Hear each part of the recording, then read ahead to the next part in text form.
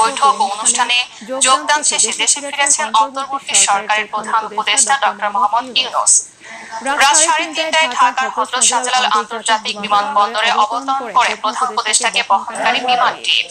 এর আগে প্রধান উপদেষ্টা ও তার সফর সঙ্গীদের বহনকারী কাতার এয়ারওয়েজের একটি বাণিজ্যিক ফ্লাইট শুক্রবার স্থানীয় সময় রাত 9:30টায় ঢাকার উদ্দেশ্যে নিউইয়র্কের জন এফ কেনেডি আন্তর্জাতিক বিমানবন্দর ছাড়ে। ডক্টর মোহাম্মদ ইউনূস মার্কিন প্রেসিডেন্ট জো বাইডেন সহ 12টি দেশের সরকার ও রাষ্ট্রপ্রধান এবং বিভিন্ন আন্তর্জাতিক সংস্থার প্রধানের সঙ্গে সাক্ষাৎ করেন এবং সাইডলাইনে 40টি উচ্চ পর্যায়ের বৈঠকে অংশ নেন।